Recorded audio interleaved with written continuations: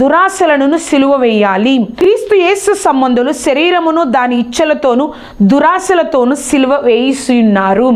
క్రీస్తు యేసు సంబంధులు శరీరమును దాని ఇచ్చలతోను, దాని యొక్క ఇష్టాలతోను, దాని యొక్క దురాశలతోను మనం సిలువ వేసేయాలి. ఇంకా ఎప్పుడు కూడా ఆ సిలువలో మన యొక్క పాపాలను దేవుడు ఎలా జ్ఞాపకం చేసుకొనడో, మన యొక్క ఇష్టాలను, మన యొక్క దురాశలను, వాటన్నిటినీ కూడా మనము ఏ విధంగా దేవుడు మన పాపాలని సిలువేసి మనము విమోచించాడో, మన యొక్క శరీరంతో మన యొక్క ఇచ్చలను, శరీరం యొక్క ఇచ్చలను, దురాశలను మనము కూడా సిలువ వేయాలి అని దేవుడు కోరుకుంటున్నాడు. మనం ఈ లోకంలో ఎలా బతకాలో తెలుసా అండి? ఒక క్రైస్తవుడు అంటే ఎలా బ్రతకాలో తెలుసా? మనకిష్టమైనట్లుగా కాదు, కానీ దేవుడు ఏదైతే కోరుకుంటున్నాడో జీవితాన్ని దేవుడికి ఇష్టమైనట్లుగా మన జీవితంలో మనము జీవించడమే క్రైస్తత్వము అంటే.